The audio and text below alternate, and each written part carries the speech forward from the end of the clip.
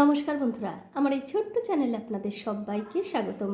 আমি আজকে আপনাদের একদম সহজভাবে কাঁচা আমের আমসত্ত্ব বানিয়ে দেখাবো। আশা করি এই আমসত্ত্ব বানানো দেখার পর আপনাদের ভালো লাগবে। তো কাঁচা আমের আমসত্ত্ব বানাবার জন্য দেখতে পাচ্ছেন একটা বাটির মধ্যে আমি দুটো কাঁচা আম ছোট ছোট টুকরো করে কেটে নিয়েছি। এখন এই আমের মধ্যে জল দিয়ে এই আমগুলো আমি দুইবার ধুয়ে নেব। এতে করে কি হবে, এই যে আমের মধ্যে যে একটা কষ থাকে আমের, সেই কষটা কেটে যাবে। তো এই যে দেখুন আমগুলো কিন্তু ধুয়ে পরিষ্কার করে নিয়েছি। এখন আমি এই আমগুলো সেদ্ধ করে নেব। তো সেদ্ধ করার জন্য দেখতে পাচ্ছেন একটা পাত্রে আমি আগে থেকেই জল গরম করতে দিয়েছিলাম। জল কিন্তু ভালো করে গরম হয়ে গেছে। এবারে আমগুলো জলের মধ্যে দিয়ে খুব ভালো করে সেদ্ধ করে নিতে হবে। তো এই দেখুন আমগুলো কিন্তু আমি খুব ভালো করে সেদ্ধ করে নিয়েছি। আপনাদের দেখিয়ে দিচ্ছি কতটা সুন্দরভাবে সেদ্ধ হয়ে গেছে। এই যে দেখুন। এখন আমি গ্যাসের ফ্লেমটা বন্ধ করে দিয়ে এই আমগুলো থেকে খুব ভালো করে জল ঝরিয়ে নেব।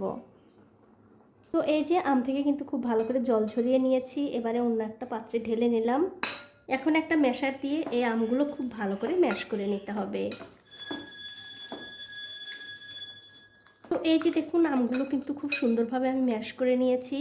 এবারে এই আমগুলো একটা ছাঁকনির মধ্যে দিয়ে খুব ভালো করে ছেঁকে নেব। আর বন্ধুরা অবশ্যই কিন্তু আমগুলো একটু ভালো করে ছেঁকে নিতে হবে, তাহলে আমসত্ত্বগুলো দেখতেও ভালো লাগবে, আবার খেতেও ভালো লাগবে। তো এই দেখুন সবটুকু আম কিন্তু আমি খুব ভালো করে ছেঁকে নিয়েছি। এবারে এই সবটুকু আমের রস একটা কড়াইতে আমি দিয়ে দিচ্ছি।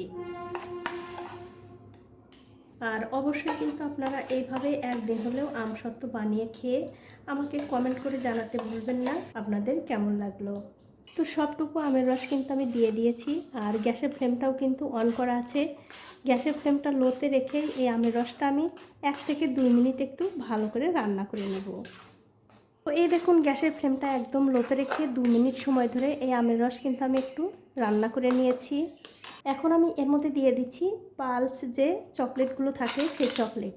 এই চকলেট আমি এই জন্য দিচ্ছি যাতে এই আমসত্ত্বের মধ্যে একটুখানি সবুজ কালার হয়, তার জন্য দিয়ে দিলাম। এটা কিন্তু পুরোপুরি অপশনাল, না চাইলে আপনারা নাও দিতে পারেন। তবে এই পালস লজেন্সগুলো দিলে আমসত্ত্বের কালারটা একটু সবুজ সবুজ হবে, দেখতে ভালো লাগবে।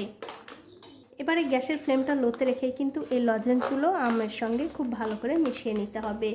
তবে বন্ধুরা শুধু লজেন্স দিলেই কিন্তু আমসত্ত্বটা মিষ্টি হবে না, এর মধ্যে একটুখানি চিনিও দিতে হবে। এখানে আমি স্বাদ মতো চিনি দিয়ে দিলাম।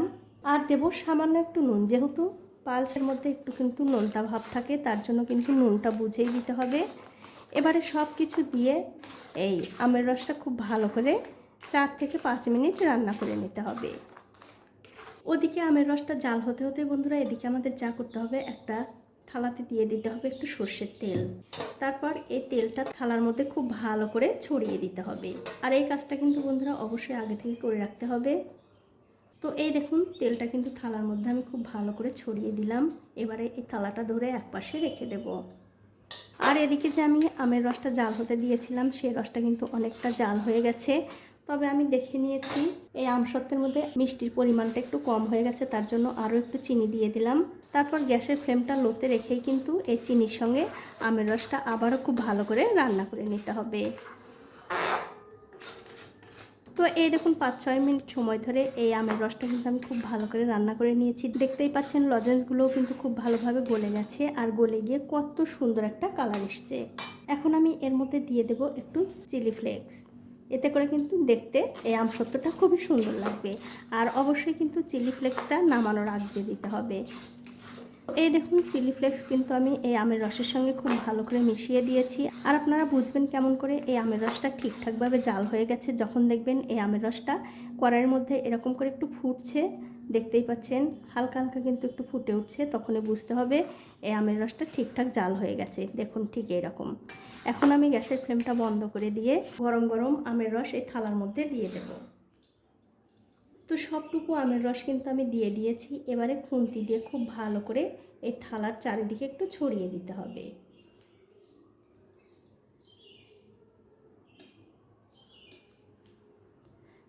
আর আমার এই ছোট্ট চ্যানেলটি যারা সাবস্ক্রাইব করেছেন তাদেরকে অনেক ধন্যবাদ। আর যারা সাবস্ক্রাইব করেননি তাদেরকে সাবস্ক্রাইব করে নেওয়ার অনুরোধ রইল। তো এই দেখুন থালার চারিদিকে কিন্তু আমি খুব ভালো করে ছড়িয়ে দিয়েছি। এবারে এই থালাটা ধরে রোদে দিয়ে শুকিয়ে তারপরে আপনাদের দেখাচ্ছি।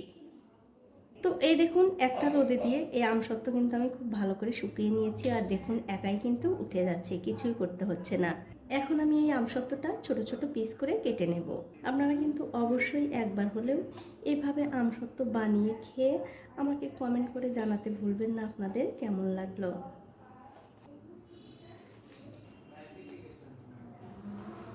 আর এই আমসত্ত্বগুলো কিন্তু আপনারা রোদে না শুকিয়ে শুধু ফ্যানের হাওয়াতেও শুকিয়ে নিতে পারেন। যাদের রোদে দেওয়ার ব্যবস্থা নেই তারা কিন্তু অবশ্যই ফ্যানের হাওয়াতেও এই আমসত্ত্বগুলো শুকিয়ে নিতে পারেন, তাতেও কিন্তু কোনো অসুবিধা নেই। তো এই যে দেখুন আমসত্ত্বগুলো কিন্তু আমি ছোট ছোট করে কেটে নিয়েছি। এবার আপনাদের আমসত্ত্বগুলো তুলেও দেখাচ্ছি কতটা সুন্দর হয়েছে দেখুন। তো বন্ধুরা, আমার আজকের এই আমসত্ত্ব বানানোর রেসিপিটা আপনাদের কেমন লেগেছে? যদি ভালো লেগেই থাকে অবশ্যই একটা লাইক, কমেন্ট আর শেয়ার করতে ভুলবেন না। তো আজ এই পর্যন্তই, দেখা হবে অন্য কোনো নতুন ভিডিও নিয়ে।